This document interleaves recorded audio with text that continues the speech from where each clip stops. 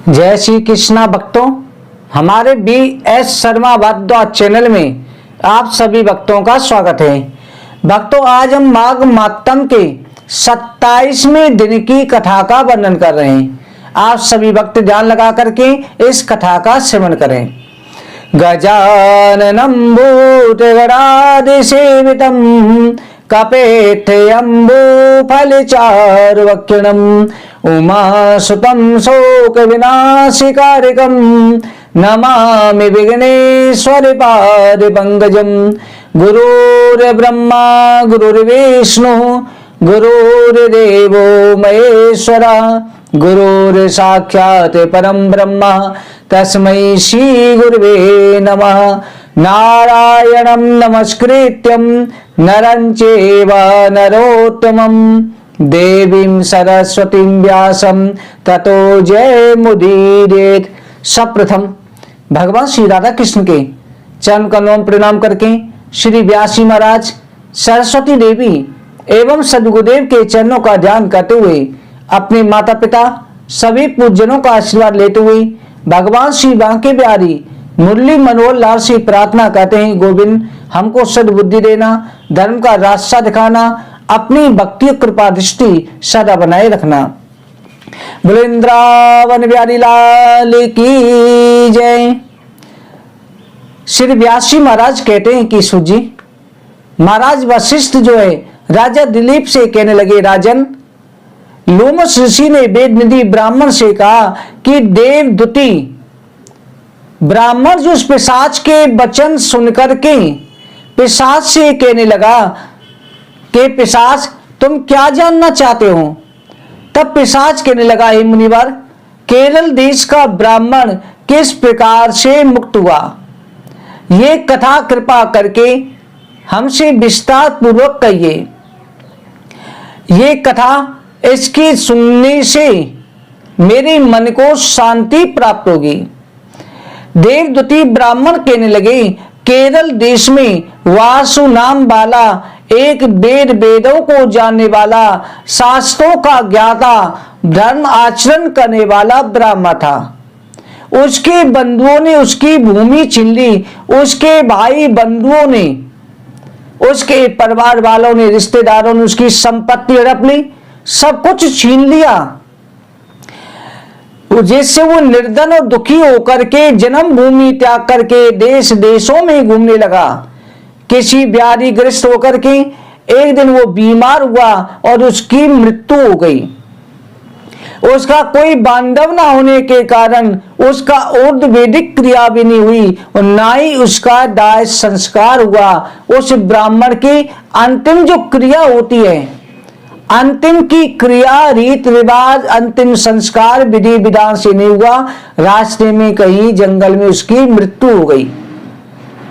इस प्रकार क्रिया न होने के कारण निर्जन वन में प्रेत होकर के वो भटकने लगा, फिरने लगा, क्योंकि अंतिम समय का संस्कार मुक्ति के लिए अति आवश्यक होता है। धर्म शास्त्रों के अनुसार अंतिम संस्कार विधि पूर्वक होना चाहिए।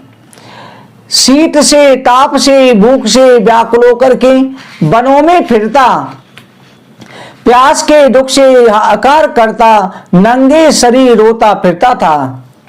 उसने कहीं भी सद्गति दिखाई नहीं देती थी। सर्वथा दान न देने से अपने कर्मों से रहता रहा।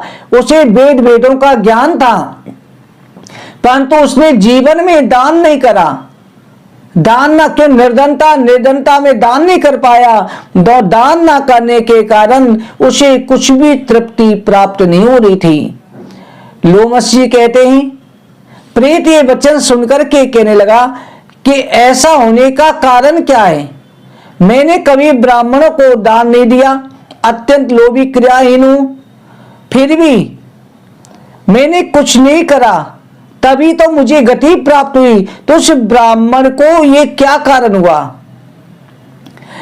तो उस समय पर लोमस ऋषि कहते हैं, वो प्रेत जो है अपने मन में सोच रहा है कि मैंने कभी किसी ब्राह्मण को दान नहीं किया, अत्यंत लोभी था, दूसरों के अन्न से पलने वाला, अकेला मिठाई खाने वाला, जो अच्छी वस्तुएं होती थी उन्हें स्वयं खा लेता था।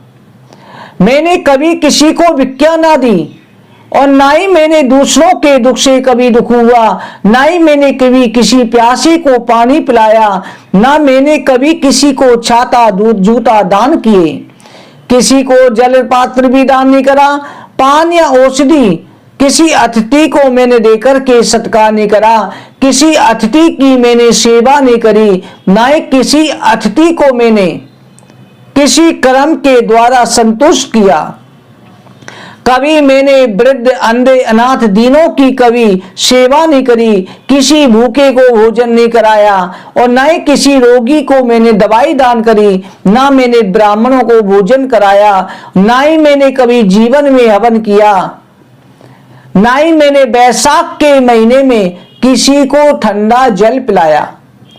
क्योंकि मनुष्य को जीवन में चाहे ब्राह्मण हो चाहे कोई हो, सबको जैसे ब्राह्मण को दान लेने का हक है तो दान देने का भी हक है, उन्हें भी आगे दान करना चाहिए। इसलिए उस ब्राह्मण ने जीवन में लिया तो सही, परंतु कभी किसी को दान नहीं करा, अतिथि सेवाएं नहीं करी, प्रेत बनकर के यही प्रायश्चित कर रहा है कि मैंने बढ़िया पीपल का कोई वृक्ष भी नहीं लगाया, न ही किसी प्राणी को मैंने बंधन से छुड़ाया, कभी कोई व्रत करके शरीर को नहीं सुखाया। एकादशी का व्रत अवश्य करना चाहिए, मैंने एकादशी का व्रत भी नहीं किया। इस कारण मेरा पूर्व जन्म के सारे जीवन केवल अपना पेट भरने में लगा रहा। वेदों का ज्ञान तो किया, परंतु उनका कोई फायदा नहीं। ना मैंने धर्मशास्त्र की कथाएं सुनी, ना किसी का उद्धार किया। इस तरह से प्रेत योनि में प्रायश्चित कर रहा है। मैंने जो अपने इस जन्म में किसी की कोई गति नहीं करी, यहां तक कि जब मैं निर्धन हो गया, निर्धन होकर के वन में जाकर के भेड़ियों से बचा हुआ मांस और जंतुओं के खाने से गिरे हुए फल, वृक्षों पर लगे हुए सुंदर फल, झरनों का जल, ये सब कुछ वैसे ही प्राप्त कर लिया। अब मैं प्रेत योनि में भटक के भी इन्हें प्राप्त नहीं कर पा रहा हूं, न ही इनका स्पर्श कर पा रहा हूं, अच्छे फलें वो भी नहीं खा पा रहा। ये मेरे पूर्व जन्मों के कर्मों का फल है। परंतु देव इच्छा से कुछ नहीं खा सकता, सर्प की तरह केवल हवा पीकर के जीवन व्यतीत कर रहा हूं, ऐसा सोचकर के वो प्रेत प्रायश्चित कर रहा है। वो केरल देश का ब्राह्मण जो प्रेत बन गया है, वो विलाप करने लगा। बल बुद्धि मंत्र पुरुषार्थ से मनुष्य को अलभ्य वस्तुएं प्राप्त नहीं करता है।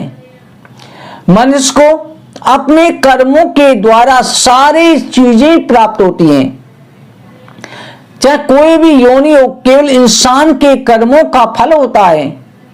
लाभ हानि सुख दुख विवाह जन्म मृत्यु जीवन भोग रोग वियोग ये केवल भाग्य से होते हैं, परंतु भाग्य भी कर्मों के द्वारा ही बनता है। कुरूप मूर्ख कुकर्मी निंदित पराक्रम से हीन मनुष्य भी भाग्य से राज्य भोगते ही, परंतु उसके लिए भाग्य और कर्म का होना भी साथ साथ जरूरी है। इंसान जो है अपंग हो जाता है, नीतिहीन निर्गुण नपुंसक भाग्य से राज्य प्राप्त करते हैं।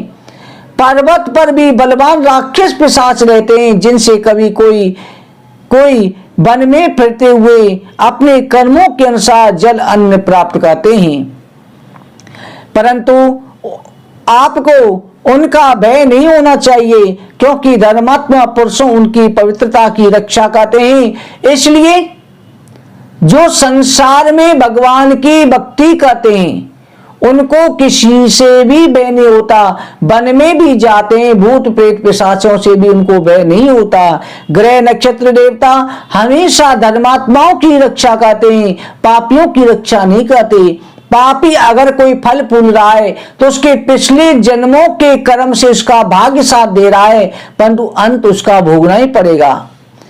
ये पिशाच आप जैसे भक्त की तरफ आंख उठा करके भी नहीं दे सकते, जो नारायण की भगवान की भक्ति पवित्र कथा कहते हैं। उसको प्रेत पिशाच गंधर्व काकिन शाकनी ग्रह रेवती यज्ञ मात भयंकर ग्रह कृत्या सर्प कुष्मांड दूसरे जीव जंतु भी वैष्णव भगवान के भक्तों की तरफ आंख उठा करके भी नहीं देख सकते। जिनकी जिब्या पर गोविंद का श्री कृष्ण गोविंद हरे मुरारे हे नाथ नारायण वासुदेवा या राम राम राम राम राम राम हरे हरे हरे कृष्ण कृष्ण कृष्ण हरे या ओम हर हर महादेव ये उच्चारण रहते हैं, उनको कोई हानि नहीं पहुंचा सकता, ग्रह नक्षत्र भी उनका कुछ नहीं बिगाड़ सकते। ऐसे जीव हमेशा जो है पवित्र होते हैं, जो पवित्र और दानी हैं उनको कभी किसी से भय नहीं होता।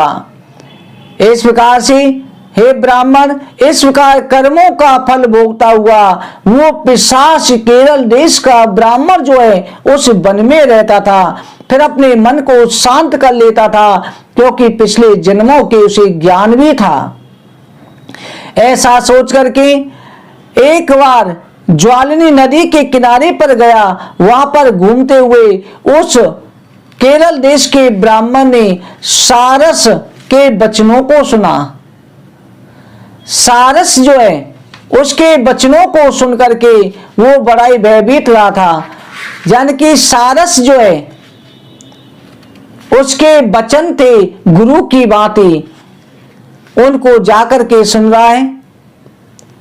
इधर जो है वो प्रेत रास्ते में जा रहा था तो उसी समय पर एक पथिक भी उसे मिला। पथिक को देख करके खाने के लिए दौड़ने लगा, परंतु पथिक के तेज के कारण वो निर्बल हो गया और पथिक के पास जा नहीं सका। और पथिक के पास न जाकर के क्यों उसके कंधे पर गंगा जल देखी थी, तो उस पिशाच ने पथिक को नमस्कार करके कहा कि मेरा उद्धार करो। मैंने एक सारस के वचनों को सुनाए, वो मैं आपसे वर्णन करता हूं। ये केरल देश का ब्राह्मण उस पथिक से कह रहा है जिसको रास्ते में मारना चाहता था।